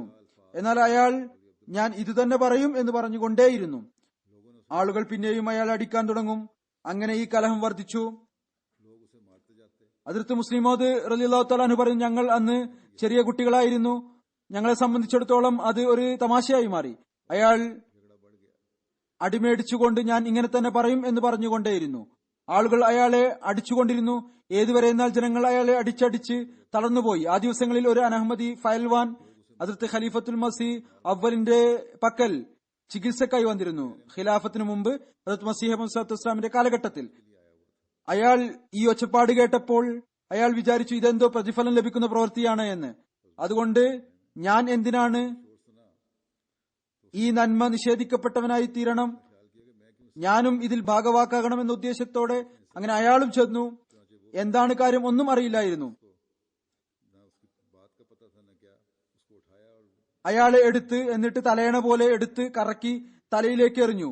എന്നാൽ അയാളും വലിയ ദുഷ്ടാട്ടക്കാരനായിരുന്നു. അയാൾ വീണ്ടും വീണുകിടക്കുമ്പോഴും ഇങ്ങനെ തന്നെ പറഞ്ഞു, ഞാൻ ഇത് തന്നെ പറയും. ഹദ്റത്ത് മുസ്ലിം മൗഊദ് റളിയല്ലാഹു തആല അൻഹു പറയുന്നു, ഞങ്ങളെ സംബന്ധിച്ചിടത്തോളം ഒരു തമാശയായി മാറി. ഹദ്റത്ത് മസീഹ് മൗഊദ് സ്വല്ലല്ലാഹു അലൈഹി വസല്ലമിന് അറിവ് ലഭിച്ചപ്പോൾ അവിടുന്ന് വളരെയധികം ദേഷ്യപ്പെട്ടു. എന്നിട്ട് പറഞ്ഞു, നമ്മുടെ അധ്യാപനം ഇതാണോ? നോക്കൂ, ജനങ്ങൾ നമ്മെ ചീത്ത വിളിക്കുന്നു, എന്നാൽ ഇതുകൊണ്ട് നമുക്ക് എന്ത് കോട്ടമുണ്ടാവാനാണ്? അഥവാ അയാൾ എന്തെങ്കിലും അനാവശ്യ കാര്യം മൗലവി അബ്ദുൽ കരീം സാഹിബിനെ കുറിച്ച് പറഞ്ഞിട്ടുണ്ടെങ്കിൽ എന്താകാനാണ്? ഹദ്റത്ത് മുസ്ലിം മൗഊദ് റളിയല്ലാഹു തആല അൻഹു പറയുന്നു, മറ്റുള്ളവരുടെ കാര്യം അവിടെ നിൽക്കട്ടെ, നമ്മുടെ മാതാമഹൻ മീർ നാസിർ നവാബ് സാഹിബ് ഇത് കണ്ടപ്പോൾ അദ്ദേഹം അവിടെ പോയി. എന്നിട്ട് ആളുകളോട് പറഞ്ഞു, നിങ്ങൾ എന്ത് അനാവശ്യ കാര്യങ്ങളാണ് പറയുന്നത്? നിങ്ങൾ എന്തിനാണ് ഇയാളെ അടിക്കുന്നത്? എന്നാൽ അദ്ദേഹം അങ്ങനെ ആളുകളെ ഉപദേശിച്ചു കൊണ്ടിരിക്കുകയായിരുന്നു. അയാൾ മൗലവി അബ്ദുൽ കരീം സാഹിബിനെ കുറിച്ച് വീണ്ടും അതേ വാക്കുകൾ തന്നെ ആവർത്തിച്ചു. ഇത് കേട്ടപ്പോൾ മീർ സാഹിബ് സ്വയം അയാളുടെ ചെകിടത്ത് 2-3 അടി കൊടുത്തു. അതിർത്ത് മുസ്ലിം മൗദ് റളിയല്ലാഹു അൻഹു പറയുന്നു, ചില സമയത്ത് മനുഷ്യൻ അനാവശ്യ പ്രവർത്തികളും ചെയ്യും. യഥാർത്ഥത്തിൽ അതൊരു ഒഴുക്കാണ്. ആ ഒഴുക്കുണ്ടാകുമ്പോൾ ജനങ്ങളും അതിലൂടെ ഒഴുകുന്നു. എന്നിരുന്നാലും നമുക്ക് നമ്മുടെ ആവേശത്തെ നിയന്ത്രിക്കുന്ന ശീലം ഉണ്ടാവേണ്ടതാണ്. പിന്നീട് അതിർത്ത് മസീഹ് മൗദ് അലൈഹി സ്വലാത്തു വസ്സലാമിന്റെ സഹാബി അതിർത്ത് മുൻഷി അറോഡെ ഖാൻ സാഹിബ് റളിയല്ലാഹു തആല അൻഹുവിന് അങ്ങയോടുണ്ടായിരുന്ന സ്നേഹത്തെക്കുറിച്ച് പറഞ്ഞുകൊണ്ട് അതിർത്ത് മുസ്ലിം മൗദ് റളിയല്ലാഹു തആല അൻഹു പറയുന്നു, മുൻഷി അറോഡെ ഖാൻ സാഹിബിന് അതിർത്ത് മസീഹ് മൗദ് സ്വലാത്തു വസ്സലാമിനോട് പ്രത്യേക സ്നേഹം ഉണ്ടായിരുന്നു. അദ്ദേഹം കബൂർ തലയിലാണ് താമസിച്ചിരുന്നത്. കബൂർ തലയിലെ ജമാഅത്തിന്റെ ആത്മാർത്ഥതയെ അതിർത്ത് മസീഹ് മൗദ് അലൈഹി സ്വലാത്തു വസ്സലാം ഇപ്രകാരം പ്രകീർത്തിച്ചിരുന്നു. അവിടുന്ന് അവർക്ക് ഒരു എഴുത്തും നൽകിയിരുന്നു. അത് അവർ ജമാഅത്തിൽ സൂക്ഷിച്ചു വെച്ചിട്ടുണ്ട്. ഈ ജമാഅത്ത് ഇപ്രകാരമുള്ള ആത്മാർത്ഥത കാണിച്ചിരിക്കുന്നു, ഇവർ സ്വർഗത്തിൽ എന്നോടൊപ്പമായിരിക്കും. അവർ ഹസ്രത്ത് മസീഹ് മൗഊദ് അലൈഹി സ്വലാത്തു വസ്സലാമിനോട് കൂടെ അപേക്ഷിച്ചിരുന്നു, ഹുസൂർ ഒരിക്കൽ കബൂർ തലയിൽ വന്നാലും. അവിടുന്നും വാഗ്ദാനം നൽകിയിരുന്നു, അവസരം ലഭിച്ചാൽ വരുന്നതാണ്. ഒരിക്കൽ ഒഴിവ് ലഭിച്ചപ്പോൾ അറിയിക്കാൻ സമയം ഉണ്ടായിരുന്നില്ല. അതുകൊണ്ട് ഹസ്രത്ത് മസീഹ് മൗഊദ് അലൈഹി സ്വലാത്തു വസ്സലാം അറിയിക്കാതെ പുറപ്പെട്ടു.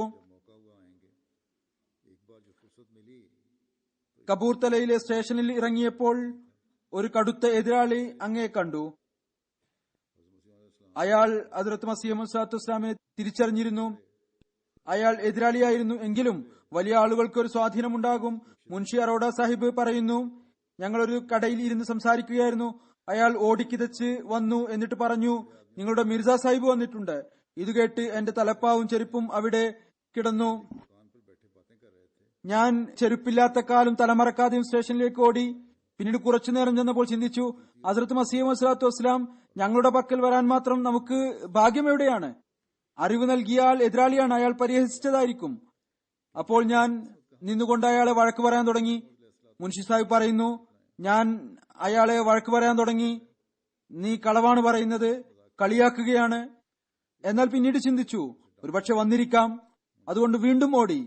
വീണ്ടും ചിന്തിച്ചു, അത്രയധികം ഭാഗ്യം ഞങ്ങൾക്ക് എവിടെ ലഭിക്കാനാണ്? വീണ്ടും അയാളെ വഴക്ക് പറഞ്ഞു. അയാൾ പറയുന്നു, എന്നെ അതും ഇതും പറയരുത്, ഞാൻ താങ്കളോടൊപ്പം വരാം. അങ്ങനെ വീണ്ടും നടന്നു. ചുരുക്കത്തിൽ ഞാൻ അല്പം ഓടും, അല്പം നിൽക്കും. അങ്ങനെ പോയിക്കൊണ്ടിരിക്കുമ്പോൾ മുന്നിൽ എന്താണ് കാണുന്നത്? ഹദ്റത്ത് മസീഹ് മൗഊദ് അലൈഹി സ്വലാത്തു വസ്സലാം വരുന്നു. ഇത് ഭ്രാന്തമായിട്ടുള്ള ഒരു സ്നേഹമാണ്. അവിടുന്ന് പ്രേമഭാജനമാണ് എന്ന് ചിന്തിക്കുമ്പോൾ ഹൃദയം പറയും, അവിടുന്ന് എങ്ങനെ നമ്മുടെ അടുത്ത് വരാനാണ്? ഹദ്റത്ത് മസീഹ് മൗഊദ് അലൈഹി സ്വലാത്തു വസ്സലാം വഫാത്തായപ്പോൾ കുറച്ചു കാലത്തിന് ശേഷം മുൻഷി അറോഡെ ഖാൻ സാഹിബ് കാദിയാനിൽ വന്നു. ഒരിക്കൽ അദ്ദേഹം സന്ദേശം അയച്ചു, ഞാൻ താങ്കളെ കാണാൻ ആഗ്രഹിക്കുന്നു. ഞാൻ അദ്ദേഹത്തെ കാണാൻ പുറത്തു വന്നപ്പോൾ അദ്ദേഹത്തിന്റെ കയ്യിൽ 2-3 അഷ്റഫി ഉണ്ടായിരുന്നു. അദ്ദേഹം അത് എനിക്ക് അമ്മാജാന് നൽകുക എന്ന് പറഞ്ഞു നൽകി. അദ്ദേഹം എന്താണ് വിളിക്കാറുണ്ടായിരുന്നത് എന്ന് എനിക്കിപ്പോൾ ഓർമ്മയില്ല. അമ്മാജാൻ എന്നോ അമ്മാജി എന്നോ ഏതായിരുന്നാലും ഉമ്മ എന്ന വാക്കിന്റെ അർത്ഥം തീർച്ചയായും ഉൾക്കൊള്ളുന്ന വാക്കായിരുന്നു അത്. അതിനുശേഷം അദ്ദേഹം കരയാൻ തുടങ്ങി. ഏങ്ങലടിച്ച് ഇത്രമാത്രം ശക്തമായ നിലയിൽ കരയാൻ തുടങ്ങി. അദ്ദേഹത്തിന്റെ മുഴുവൻ ശരീരവും വിറക്കുന്നുണ്ടായിരുന്നു. ഹദ്റത്ത് മസീഹ് മൗഊദ് സ്വല്ലല്ലാഹു അലൈഹി വസല്ലമയുടെ ഓർമ്മയാണ് അദ്ദേഹത്തെ കരയിച്ചുകൊണ്ടിരിക്കുന്നത് എന്ന ചിന്ത എനിക്ക് ഉണ്ടായിരുന്നുവെങ്കിലും അദ്ദേഹം ഇത്രമാത്രം അനിയന്ത്രിതമായി കരയുകയായിരുന്നു. ഇതിൽ മറ്റൊരു കാരണങ്ങളും ഉണ്ട് എന്ന് ഞാൻ മനസ്സിലാക്കി. അങ്ങനെ അദ്ദേഹം ദീർഘനേരം 15-20 മിനിറ്റ് എന്നല്ല, അരമണിക്കൂർ കരഞ്ഞുകൊണ്ടിരുന്നു. ഞാൻ ചോദിച്ചുകൊണ്ടിരുന്നു, എന്താണ് കാര്യം എന്ന്. അദ്ദേഹം മറുപടി നൽകാൻ ആഗ്രഹിച്ചിരുന്നു, എന്നാൽ തേങ്ങൽ കാരണം മറുപടി നൽകാൻ സാധിച്ചിരുന്നില്ല. അവസാനം അദ്ദേഹത്തിന്റെ അവസ്ഥ നിയന്ത്രിക്കാൻ സാധിച്ചപ്പോൾ അദ്ദേഹം പറഞ്ഞു, ഞാൻ ബൈഅത്ത് ചെയ്തപ്പോൾ എന്റെ ശമ്പളം 7 രൂപയായിരുന്നു. തന്റെ ചിലവുകളിൽ എല്ലാവിധത്തിലുള്ള ഞെരുക്കവും ഉണ്ടാക്കി ഇതിനായി എന്തെങ്കിലും ബാക്കി വെക്കുമായിരുന്നു. അങ്ങനെ ഞാൻ സ്വയം കാദിയാനിൽ വന്ന് ഇത് ഹുസൂറിന്റെ സമക്ഷത്ത് സമർപ്പിക്കണം എന്ന് ആഗ്രഹിച്ചിരുന്നു. ഒരുപാട് വഴി ഞാൻ കാൽനടയായി നടക്കുമായിരുന്നു, കാരണം ഏറ്റവും ചുരുങ്ങിയ ചിലവിൽ കാദിയാനിൽ എത്തുന്നതിനു വേണ്ടി. പിന്നീട് സ്ഥാനക്കയറ്റം ലഭിച്ചു. അതോടൊപ്പം ഈ അനുഗ്രഹങ്ങളും വർദ്ധിച്ചു, അതായത് നൽകുന്നതിനെ കുറിച്ച്. അവസാനം എന്റെ ഹൃദയത്തിൽ ഞാൻ ഹുസൂറിന്റെ സമക്ഷത്തിൽ സ്വർണം കാണിക്കയായി നൽകണം എന്ന ആഗ്രഹം ഉണ്ടായി. അതേ, കുറഞ്ഞ ശമ്പളത്തിൽ നിന്ന് ചന്തയെ കൂടാതെ നൽകാനാണ് ആഗ്രഹിച്ചത്. എന്നാൽ അല്പാൽപമായി കുറച്ച് സ്വരൂപിച്ചാൽ ഭയാശങ്കയുണ്ടാകും. ഹദ്റത്ത് മസീഹ് സ്വല്ലല്ലാഹു അലൈഹി വസല്ലമയിൽ എന്തെങ്കിലും സഹായം ആവശ്യമുണ്ടോ എന്ന് ചിന്തിക്കും. അങ്ങനെ സ്വർണം വാങ്ങുന്നതിനുള്ള പണം ആകുന്നതിനു മുമ്പ് കാദിയാനിൽ വരികയും കൈകളിൽ എന്താണോ ഉള്ളത് അത് ഉസൂറിന് സമർപ്പിക്കും. അവസാനം 3 പൗണ്ട് സ്വരൂപിച്ചിരുന്നു. അത് സ്വയം വന്ന് ഉസൂറിന് സമർപ്പിക്കണം എന്നാണ് ഉദ്ദേശിച്ചിരുന്നത്. എന്നാൽ അങ്ങയുടെ വഫാത്ത് സംഭവിച്ചു, അഥവാ അദ്ദേഹത്തിന്റെ 30 വർഷം ഈ ആഗ്രഹത്തിൽ കടന്നുപോയി. അതിനുവേണ്ടി അദ്ദേഹം അധ്വാനിക്കുകയും ചെയ്തു. എന്നാൽ അതിന് തൗഫീക്ക് ലഭിച്ചപ്പോൾ ഹദ്റത്ത് മസീഹ് സ്വല്ലല്ലാഹു അലൈഹി വസല്ലം വഫാത്തായിരുന്നു. ഇതായിരുന്നു ആളുകളുടെ ആത്മാർത്ഥതയും കൂറും ത്യാഗവും.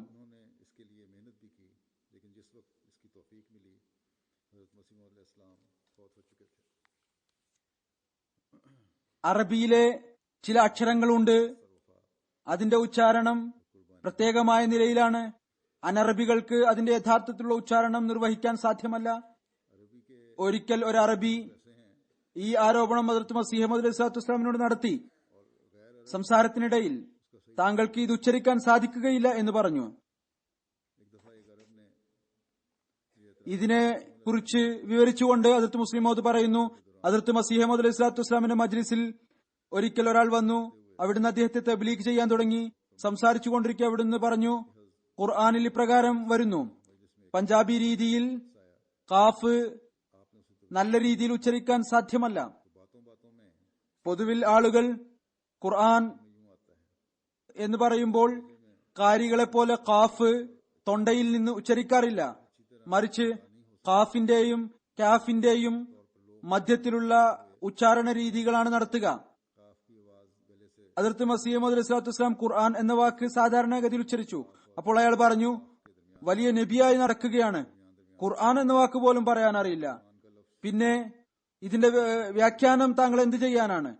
അയാൾ ഈ വാചകം പറഞ്ഞ ഉടനെ ആ സദസ്സിൽ ഹദ്റത്ത് സാഹിബ്സാദ അബ്ദുൽ ലത്തീഫ് സാഹിബ് ഇരിക്കുന്നുണ്ടായിരുന്നു. അദ്ദേഹം അയാളുടെ മുഖത്തടിക്കുന്നതിന് വേണ്ടി കൈ ഉയർത്തി. ഹദ്റത്ത് മസീഹ് മൗഊദ് അലൈഹി സ്വലാത്തു വസ്സലാം ഉടനെ തന്നെ അദ്ദേഹത്തിന്റെ കൈപിടിച്ചു. മറുഭാഗത്ത് മൗലവി അബ്ദുൽ കരീം സാഹിബ് മർഹൂമും ഇരിക്കുന്നുണ്ടായിരുന്നു. രണ്ടാമത്തെ കൈ അദ്ദേഹവും പിടിച്ചു. അതിനുശേഷം ഹദ്റത്ത് മസീഹ് മൗഊദ് സ്വല്ലല്ലാഹു അലൈഹി വസല്ലം വീണ്ടും അദ്ദേഹത്തെ തബ്ലീഗ് ചെയ്യാൻ തുടങ്ങി. പിന്നീട് അവിടുന്ന് സാഹിബ്സാദ സാഹിബിനോട് പറഞ്ഞു, ഈ ആളുകളുടെ കയ്യിൽ ഈ ആയുധം മാത്രമാണുള്ളത്, അഥവാ ഈ ആയുധവും അവർക്ക് പ്രയോഗിക്കാൻ സാധിക്കില്ല എങ്കിൽ പിന്നെ ഇവരെന്താണ് ചെയ്യുക? എന്നിട്ട് പറഞ്ഞു തരിക, അഥവാ ഇവരും തെളിവുകൾ കൊണ്ട് സംസാരിക്കണം എന്നാണ് താങ്കൾ ആഗ്രഹിക്കുന്നത് എങ്കിൽ, സത്യതയുടെ വാക്കുകൾ അവരുടെ വായിൽ നിന്ന് പുറത്തു വരണമെങ്കിൽ അള്ളാഹുവിന് എന്നെ അയക്കേണ്ട ഉദ്ദേശം തന്നെ എന്തായിരുന്നു? അള്ളാഹു എന്നെ അയച്ചു തന്നെ പറഞ്ഞു തരുന്നത്, ഇവരുടെ പക്കൽ സത്യതയില്ല, ഈ നികൃഷ്ട ആയുധമാണ് അവരുടെ പക്കലുള്ളത്. സാഹിബ്സാദ സാഹിബിനോട് പറഞ്ഞു, താങ്കൾ ആഗ്രഹിക്കുന്ന ഇവർ ഈ ആയുധം ഉപയോഗിക്കാൻ പാടില്ല എന്നാണോ? ഒരു സ്ഥലത്ത് ലാദിന്റെ ഉച്ചാരണത്തെക്കുറിച്ചും പറയുന്നുണ്ട്. ഇതും മുസ്ലിം മൗഊദ് റളിയല്ലാഹു തആല വിവരിച്ചിട്ടുണ്ട്. മറ്റു സ്ഥലങ്ങളിലുമുണ്ട്. ഒരുപക്ഷെ കാഫിന്റെയും ലാദിന്റെയും ഉച്ചാരണം കൂടിയായിരിക്കും ഒരേ സദസ്സിൽ അയാൾ പറഞ്ഞിരിക്കുക. കാരണം രണ്ട് സ്ഥലത്തെയും ഉദ്ധരണി ഏകദേശം ഒരേപോലെയാണ്. ഹദ്റത്ത് മുസ്ലിം മൗഊദ് റളിയല്ലാഹു തആല അൻഹു പറയുന്നു, ലാദിന്റെ സംഭവം അവിടുന്ന് സ്വയം വിവരിച്ചുകൊണ്ട് സ്വയം എഴുതിയിട്ടുണ്ട്. അറബികൾ പറയുന്നത് ലാദ് ഞങ്ങളെപ്പോലെ മറ്റാർക്കും ഉച്ചരിക്കാൻ സാധ്യമല്ല എന്നാണ്. പിന്നെ ആരോപണം എങ്ങനെയാണ് ഉണ്ടാവുക? മറ്റാർക്കും ചെയ്യാൻ സാധ്യമല്ല എന്ന കാര്യം അറിയാം. പഞ്ചാബികളിൽ ഏറ്റവും അടുത്ത രീതിയിൽ ലാദ് എനിക്കാണ് ഉച്ചരിക്കാൻ സാധിക്കുക എന്ന് ഞാൻ വിചാരിക്കുന്നു. എന്നാൽ എന്റെ ഉച്ചാരണവും ശരിയല്ല.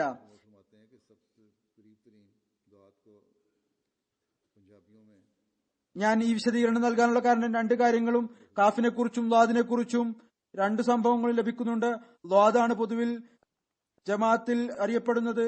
അതുകൊണ്ട് ആളുകൾ പിന്നീട് എനിക്ക് എഴുതാനും തുടങ്ങും, ഇത് കാഫിന്റെ സംഭവമല്ല മറിച്ച് ലാദിന്റെ സംഭവമാണ്. അതുകൊണ്ടാണ് വിശദീകരണം നൽകിയത്. അല്ല എങ്കിൽ അനാവശ്യമായി പിന്നീട് തപാൽ വർദ്ധിക്കും, തപാലിന്റെ ടീം മുമ്പ് തന്നെ വർദ്ധിച്ചു എന്ന് പറഞ്ഞ് പരവശരാണ്.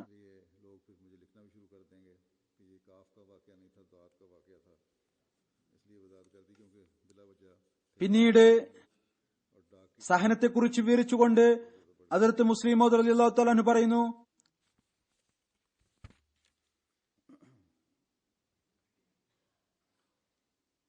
ഹദ്റത്ത് മസീഹ് മൗഊദ് സ്വല്ലല്ലാഹു അലൈഹി വസല്ലമിന്റെ സഹനത്തിന്റെ അവസ്ഥ എന്തായിരുന്നു? പറയുന്നു, അഹമ്മദിയ ശത്രുക്കളുടെ അത്തരത്തിലുള്ള മോശമായ കത്തുകൾ ഞാൻ ഹദ്റത്ത് മസീഹ് മൗഊദ് സ്വല്ലല്ലാഹു അലൈഹി വസല്ലമിന്റെ പേരിൽ വന്നത് വായിച്ചിട്ടുണ്ട്. അത് വായിക്കുമ്പോൾ ശരീരത്തിലെ രക്തം തിളക്കാൻ തുടങ്ങും. എന്നാൽ ഹദ്റത്ത് മസീഹ് സ്വല്ലല്ലാഹു അലൈഹി വസല്ലം അങ്ങനെ അതിനെയും സൂക്ഷിച്ച് വെച്ചിരുന്നു. എന്നിട്ട് സഹനം കൈക്കൊള്ളുമായിരുന്നു. പിന്നീട് ഈ കത്തുകൾ ഇത്രയധികം അദ്ദേഹത്തിന്റെ പേരിൽ വരാറുണ്ടായിരുന്നു. ഞാൻ വിചാരിക്കുന്നു ഇത്രയധികം എന്റെ പേരിൽ പോലും വരാറില്ല. എന്റെ പേരിൽ വർഷത്തിൽ 4-5 കത്തുകളാണ് അത്തരത്തിൽ വരുന്നത്. അതുകൂടാതെ സ്റ്റാമ്പ് ഒട്ടിക്കാതെ വരുന്നത് തിരിച്ചേക്കാറുണ്ട്. എന്നാൽ ഹദ്റത്ത് മസീഹ് സ്വല്ലല്ലാഹു അലൈഹി വസല്ലമിന്റെ പക്കൽ ഓരോ ആഴ്ചയും 2-3 കത്ത് ആഴ്ചയിൽ തീർച്ചയായും വരാറുണ്ടായിരുന്നു. അത് ഇത്രമാത്രം മോശവും ചീത്തവിളി നിറഞ്ഞതുമായിരുന്നു. മനുഷ്യൻ കണ്ടാൽ അത്ഭുതപ്പെട്ടു പോകുമായിരുന്നു. അവിടുന്ന് പറയുന്നു, ഒരിക്കൽ അവിചാരിതമായി ഞാൻ ആ കത്തുകൾ വായിക്കാൻ തുടങ്ങി. 1-2 കത്തുകൾ വായിച്ചതേയുള്ളൂ, എന്റെ ശരീരത്തിലെ രക്തം തിളക്കാൻ തുടങ്ങി. ഹദ്റത്ത് മസീഹ് സ്വല്ലല്ലാഹു അലൈഹി വസല്ലം അത് കണ്ടു. അപ്പോൾ ഹദ്റത്ത് മസീഹ് സ്വല്ലല്ലാഹു അലൈഹി വസല്ലം ഉടനെ വന്നു. എന്നിട്ട് എന്റെ കയ്യിൽ നിന്ന് അവിടുന്ന് കത്തുകളുടെ സഞ്ചി വാങ്ങിച്ചു. എന്നിട്ട് പറഞ്ഞു, ഇത് വായിക്കരുത്. ഇത്തരം കത്തുകളുടെ അന്നേരം മസീഹ് സ്വല്ലല്ലാഹു അലൈഹി വസല്ലമിന്റെ പക്കൽ സഞ്ചികൾ ഉണ്ടായിരുന്നു. മരത്തിന്റെ ഒരു പെട്ടിയിൽ അവിടുന്ന് ഈ കത്തുകളും സഞ്ചികളും സൂക്ഷിക്കാറുണ്ടായിരുന്നു. പലതവണ അവിടുന്ന് ഈ കത്തുകൾ കത്തിച്ചു കളഞ്ഞിട്ടുമുണ്ട്. എന്നിരുന്നാലും പിന്നീട് ഒരുപാടെണ്ണം വരും. ഹദ്റത്ത് മസീഹ് സ്വല്ലല്ലാഹു അലൈഹി വസല്ലം ഈ സഞ്ചികളെ കുറിച്ച് തന്റെ ഗ്രന്ഥത്തിൽ എഴുതിയിട്ടുണ്ട്. എന്റെ പക്കൽ ശത്രുക്കളോട് ചീത്തവിളികളുടെ അനേകം സഞ്ചികളുണ്ട്. പിന്നീട് ഇതിൽ കേവലം ചീത്തവിളികൾ മാത്രമല്ല ഉണ്ടാവുക, മറിച്ച് സംഭവങ്ങൾ എന്ന നിലയിൽ തെറ്റായ ആരോപണങ്ങളും അനാവശ്യ ബന്ധങ്ങളെക്കുറിച്ചും പറഞ്ഞിരിക്കും. അത്തരം വാക്കുകൾ പറയുന്നത് വലിയ വിഡിത്തമാണ്. ഈ കാര്യങ്ങൾ നമ്മുടെ തഖ്വയെ പൂർത്തിയാക്കുന്നതിനു വേണ്ടിയാണ് പ്രകടമാകുന്നത്. ഇതിൽ ദേശത്തിന്റെയും ആവശ്യത്തിന്റെയും എന്ത് കാര്യമാണുള്ളത്? അവസാനം പാത്രത്തിൽ എന്താണോ ഉള്ളത് അത് മാത്രമേ അതിൽ നിന്ന് പുറത്തേക്ക് വരികയുള്ളൂ. ശത്രുക്കളുടെ ഹൃദയത്തിൽ മാലിന്യമാണുള്ളത്. അതുകൊണ്ട് മാലിന്യം മാത്രമേ പ്രകടമാവുകയുള്ളൂ. എന്നാൽ നാം നന്മയിലും തഖ്വയിലും കൂടുതൽ അടിയുറച്ചു മുന്നേറിക്കൊണ്ടിരിക്കണം. നമ്മുടെ സ്വഭാവത്തെ ശരിയാക്കി തീർക്കണം. ശത്രുക്കൾ ഏതെങ്കിലും സദസ്സിൽ പരിഹാസവും കളിയാക്കുകയും ചെയ്യുകയാണെങ്കിൽ നിങ്ങൾ അവിടെ നിന്ന് എഴുന്നേറ്റ് പോരുക. ഇതാണ് അള്ളാഹുവിന്റെ കൽപ്പന.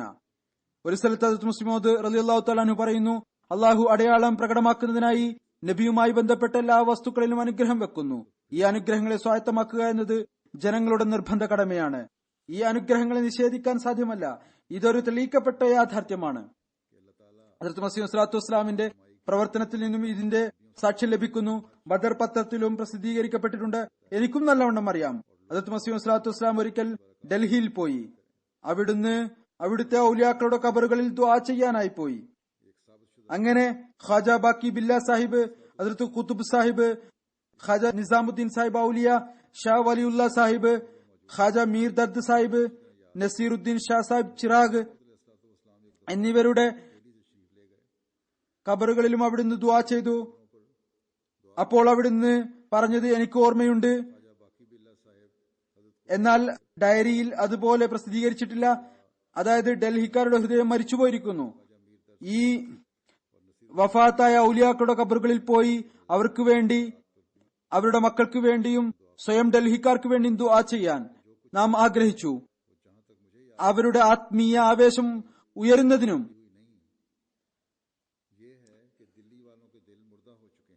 അവരുടെ ഈമാനെ നേർമാർഗത്തിനായി ആക്കുന്നതിനും വേണ്ടി ഡയറിയിൽ ഇത്രമാത്രമാണ് പ്രസിദ്ധീകരിച്ചിട്ടുള്ളത്. മസീഹ് സ്വല്ലല്ലാഹു അലൈഹി വസല്ലം പറഞ്ഞു, അവിടുന്ന് ഖബറുകളിൽ അവർക്ക് വേണ്ടിയും ദുആ ചെയ്തു, തനിക്ക് വേണ്ടിയും ദുആ ചെയ്തു, ചില കാര്യങ്ങൾക്ക് വേണ്ടിയും ദുആ ചെയ്തു. അപ്പോൾ നോക്കൂ, ഹദ്റത്ത് മസീഹ് സ്വല്ലല്ലാഹു അലൈഹി വസല്ലം കേവലം അവർക്ക് വേണ്ടി മാത്രമല്ല ദുആ ചെയ്തത്, ഖബറുകളിൽ പോയി കേവലം മരിച്ചവർക്ക് വേണ്ടി മാത്രമേ ദുആ ചെയ്യാൻ പാടുള്ളൂ എന്ന വിചാരിക്കുന്നവർ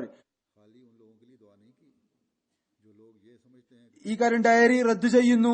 കാരണം ഹദ്റത്ത് മസീഹ് സ്വല്ലല്ലാഹു അലൈഹി വസല്ലം നാം അവർക്ക് വേണ്ടിയും ദുആ ചെയ്തു, തങ്ങൾക്കായും ദുആ ചെയ്തു.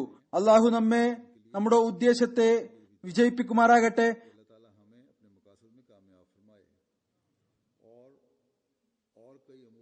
മറ്റു പല കാര്യങ്ങൾക്ക് വേണ്ടിയും ഇത് ബദറിൽ പ്രസിദ്ധീകൃതമായ ഹദ്റത്ത് മസീഹ് മൗഊദ് അലൈഹി സ്വലാത്തു വസ്സലാമിന്റെ ഡയറിയിലുണ്ട്. ബദറിൽ പ്രസിദ്ധീകരിക്കപ്പെട്ടതായി നിലവിലുണ്ട്. ഇതേപോലെ ഹദ്റത്ത് മസീഹ് മൗഊദ് അലൈഹി സ്വലാത്തു വസ്സലാം തദ്കിറത്തു ഷഹാദത്തൈനിൽ എഴുതുന്നു, ഗുർദാസ്പൂരിൽ ഒരു കേസിന് പോകുന്നതിന്റെ മുമ്പായി ഈ ഗ്രന്ഥം പൂർത്തിയാക്കണം എന്ന് എന്റെ ഉദ്ദേശമായിരുന്നു. തദ്കിറത്തു ഷഹാദത്തൈൻ എന്നിട്ട് അതുകൂടെ കൊണ്ടുപോകണം. എന്നാൽ എനിക്ക് വൃക്കയിൽ കഠിനമായ വേദന ഉണ്ടായി. ഞാൻ വിചാരിച്ചു ഈ ജോലി നടക്കുകയില്ല. അപ്പോൾ ഞാൻ എന്റെ വീട്ടുകാരോട്, അതായത് ഉമ്മുൽ മുഅ്മിനീനോട് പറഞ്ഞു, ഞാൻ ദുആ ചെയ്യാം, താങ്കൾ ആമീൻ പറയുക.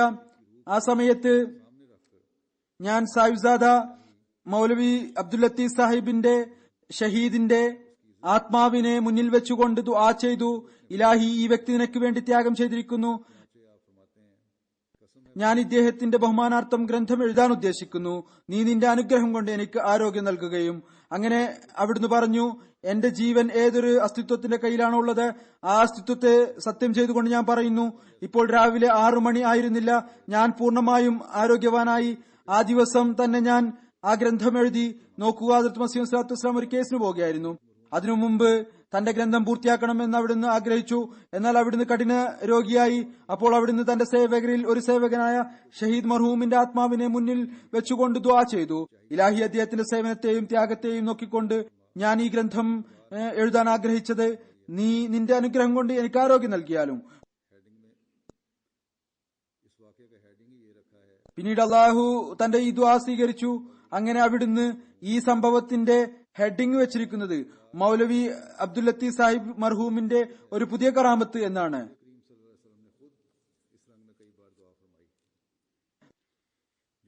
സുൽഹാക്കളുടെയും മുത്തക്കീങ്ങളുടെയും രീതിയിൽ നിന്നും റസൂൽ കരീം സല്ലല്ലാഹു അലൈഹി വസല്ലം ഒരിക്കൽ ഇപ്രകാരം ദുആ ചെയ്തിട്ടുണ്ട് എന്ന് സ്ഥാപിതമാണ്. വിലക്കപ്പെട്ടിരിക്കുന്ന കാര്യം മരിച്ചവരെ കുറിച്ച് അവർ നമുക്ക് എന്തെങ്കിലും നൽകും എന്ന് വിചാരിക്കുന്നതാണ്. ഈ കാര്യം പൂർണ്ണമായി നിഷിദ്ധമാണ്. ഇസ്ലാം അതിനെ ഹറാമായി നിശ്ചയിച്ചിരിക്കുന്നു.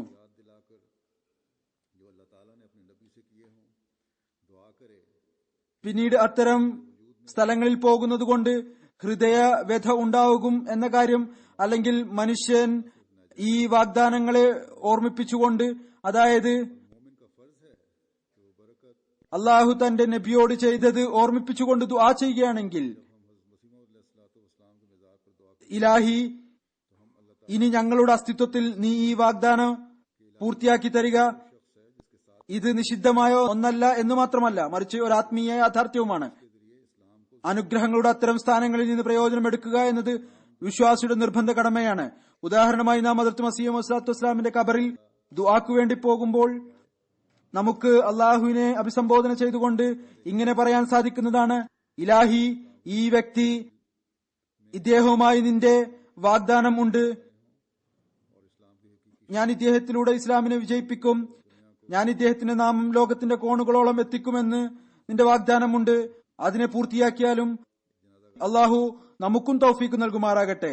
നാം അള്ളാഹുവിന്റെ ഈ വാഗ്ദാനത്തിന്റെ ഭാഗമായിക്കൊണ്ട് ഹദ്റത്ത് മസീഹ് മൗഊദ് അലൈഹി സ്വലാത്തു വസ്സലാമിന്റെ മിഷനെ പൂർത്തീകരിക്കുന്നതിൽ നമ്മുടെ ഉത്തരവാദിത്വങ്ങൾ നിറവേറ്റുന്നവരായി തീരട്ടെ. ഇസ്ലാമിന്റെ യഥാർത്ഥ രൂപവും വിജയവും ലോകത്തിന് കാണിച്ചു കൊടുക്കുന്നവരും ആയി നാം മാറട്ടെ. നമസ്കാരത്തിന് ശേഷം ഒരു ജനാസ ഗായിബ് നമസ്കരിക്കും. അത് മൗലവി മുഹമ്മദ് യൂസുഫ് സാഹിബ് ദർവേഷ് മർഹൂം ഖാദിയാന്റേതാണ്. ജൂലൈ 22, 2015 94-ാമത്തെ വയസ്സിൽ വഫാത്തായി. ഇന്നാ ലില്ലാഹി വ ഇന്നാ ഇലൈഹി റാജിഊൻ. അദ്ദേഹം തന്റെ കുടുംബത്തിലെ ഏക അഹമ്മദിയാണ്. അദ്ദേഹത്തിന് നീണ്ടകാലം മദ്രസ അഹമ്മദിയായിൽ വിശുദ്ധ ഖുർആൻ ഹദീസ് പഠിപ്പിക്കുന്നതിനുള്ള അവസരം ലഭിച്ചു. വളരെ സാധാരണക്കാരനും വിനയാനിതനും ഉത്തരവാദിത്വ ബോധത്തോടുകൂടി സേവനം ചെയ്യുന്ന മുഖ്ലിസും ആത്മാർത്ഥതയുമുള്ള മനുഷ്യനായിരുന്നു. അദ്ദേഹം ലാഹോർ ജില്ലയിലെ ഇപ്പോഴത്തെ കസൂർ ജില്ലയിലെ ചൂനിയ താലൂക്കിലെ മുഅക്കൽ ഗ്രാമവാസിയായിരുന്നു. അദ്ദേഹം ചെറുപ്പകാലത്ത് വിദ്യാഭ്യാസം ഗ്രാമത്തിൽ നിന്ന് നേടി. പിന്നീട് 1939 ലാഹോറിലെ ഒരു അഹ്ലെ ഹദീസ് മദ്രസയിൽ നിന്ന് ഹദീസിന്റെ പ്രാരംഭ ഗ്രന്ഥങ്ങൾ പഠിക്കാൻ അവസരം ലഭിച്ചു. അവിടെ അദ്ദേഹത്തിന്റെ മുലാഖാത്ത് ഒരു അഹമ്മദിയുമായി നടന്നു. അദ്ദേഹത്തിൽ നിന്ന് അഹമ്മദിയത്തിനെ കുറിച്ച് അറിഞ്ഞു. പിന്നീട് സത്യാന്വേഷണത്തിനായി പല പ്രാവശ്യം ഖാദിയാനിൽ വന്നു. ഗ്രന്ഥങ്ങൾ വായിച്ചു. അവസാനം 1944 മുസ്ലിം മൗഊദ് റളിയല്ലാഹു തആല അൻഹുവിന്റെ കയ്യിൽ ബൈഅത്ത് ചെയ്യാൻ ഭാഗ്യം ലഭിച്ചു. പിന്നീട് ദീനി തഅലീം നേടുന്നതിനായി ഖാദിയാനിൽ വന്നു. ഏപ്രിൽ 1948 മുബല്ലിഗീൻ ക്ലാസ്സിൽ അദ്ദേഹത്തിന് പ്രവേശനം ലഭിച്ചു. പഠനകാലത്ത് രാജ്യത്തിന്റെ വിഭജനവും പാകിസ്ഥാനിലേക്കുള്ള പലായനവും നടന്നു. എന്നാൽ അദ്ദേഹം എല്ലാ അവസ്ഥയിലും ഖാദിയാനിൽ താമസിക്കുന്നതിന് പ്രാധാന്യം നൽകി ദർവേശി ജീവിതം നയിച്ചു. 1959 ഹദ്റത്ത് ഖലീഫത്തുൽ മസീഹ് സാനി റളിയല്ലാഹു തആല അൻഹുവിന്റെ ഒരു നിർദ്ദേശത്തിന്റെ അടിസ്ഥാനത്തിൽ ഖാദിയാനിൽ പണ്ഡിതന്മാരുടെ കുറവ് പരിഹരിക്കുന്നതിന് വേണ്ടി മുബല്ലി ക്ലാസ്സിൽ നിന്ന് ചിലരെ തിരഞ്ഞെടുത്ത് കൂടുതൽ വിദ്യാഭ്യാസം നൽകി. അദ്ദേഹത്തെയും കൂടുതൽ വിദ്യാഭ്യാസത്തിനായി തിരഞ്ഞെടുത്തു. ഇതിന്റെ കാലാവധി 4 വർഷമായിരുന്നു. ഈ വിദ്യാഭ്യാസം പൂർത്തിയായപ്പോൾ അദ്ദേഹത്തിന് മെയ് 1955 ഖാദിയാനിലെ മദ്രസ അഹമ്മദിയയിൽ അധ്യാപകനായി നിശ്ചയിച്ചു. നവംബർ 1958 അദ്ദേഹം പഞ്ചാബ് യൂണിവേഴ്സിറ്റിയിൽ നിന്ന് മൗലവി ഫാസിൽ പരീക്ഷ പാസായി. ഒരു ദീർഘകാലം മദ്രസ അഹമ്മദിയയിൽ അധ്യാപകനായി സേവനം ചെയ്തു. പിന്നീട് സീനിയർ ഷാഹിദ് ഗ്രേഡ് കരസ്ഥമാക്കി റിട്ടയറായി. എന്നാൽ അതിനുശേഷവും മദ്രസ അഹമ്മദിയയിൽ നീണ്ടകാലം സേവനം ചെയ്തു. നമസ്കാരവും നോമ്പും കൃത്യമായി അനുഷ്ഠിക്കുന്ന പ്രവർത്തിക്കുന്ന പണ്ഡിതനായിരുന്നു. തന്റെ ശിഷ്യന്മാരെ പിതാവിനെ പോലെ സ്നേഹിക്കുമായിരുന്നു. മദ്രസ അഹമ്മദിയയിൽ വർഷം മുഴുവൻ വിദ്യാർത്ഥികൾക്ക് ഹദീസ് ജ്ഞാനം നൽകി. ഹദീസിന്റെ ഗ്രന്ഥങ്ങളിൽ ഗഹനമായ അറിവുണ്ടായിരുന്നു. വിവരണ ഭംഗി പ്രകാരമായിരുന്നു. ക്ലാസ് കുട്ടികൾക്ക് ഹൃദയത്തിൽ രൂഢമൂലമാകുമായിരുന്നു. അഹമ്മദിയ ചരിത്രം 11ാം വാല്യത്തിൽ ദർവേഷുകളുടെ ലിസ്റ്റ് പ്രസിദ്ധീകരിക്കപ്പെട്ടതിൽ അദ്ദേഹത്തിന്റെ നമ്പർ 153 ആണ്. അദ്ദേഹം നീണ്ട ദർവേശി കാലഘട്ടം ബുദ്ധിമുട്ടുകൾ ഉണ്ടായിരുന്നിട്ടും അങ്ങേയറ്റം ക്ഷമയോടും നന്ദിയോടും കൂടി കഴിച്ചുകൂട്ടി. മർഹൂം മൂസിയായിരുന്നു. സന്തപ്ത കുടുംബത്തിൽ 3 പെൺമക്കളും ഒരു വളർത്തുപുത്രനും ഒരു മകനും ഉണ്ട്. അദ്ദേഹത്തിന്റെ മകൻ മുക്കറം ജമീൽ അഹമ്മദ് നാസിർ അഡ്വക്കേറ്റ്, നിയമോപദേശകനും നാസിം തഷ്ഹീസ് ജായിദാദ് മൂസിയാനും ആണ്. വളർത്തുപുത്രൻ മുക്കറം ബദറുദ്ദീൻ മെഹ്താബ് സാഹിബ് ഫസ്ലെ ഉമർ പ്രിന്റിംഗ് പ്രസിലെ അസിസ്റ്റന്റ് മാനേജറായി ജോലി ചെയ്യുന്നു. ഒരു മകൾ ആയിഷ ബേഗം സാഹിബ ഡോക്ടർ നസീർ അഹമ്മദ് സാഹിബ് ഹാഫിസാബാദിയുടെ ഭാര്യയാണ്. ഇപ്പോൾ നുസ്രത്ത് വിമൻസ് കോളേജിന്റെ പ്രിൻസിപ്പലായി സേവനം ചെയ്യുന്നു. അള്ളാഹു മർഹൂമിന്റെ സ്ഥാനം ഉയർത്തുമാറാകട്ടെ. അദ്ദേഹത്തിന്റെ മക്കൾക്കും അദ്ദേഹത്തിന്റെ നന്മയിൽ നിലനിൽക്കുന്നതിനുള്ള തൗഫീക്ക് നൽകുമാറാകട്ടെ.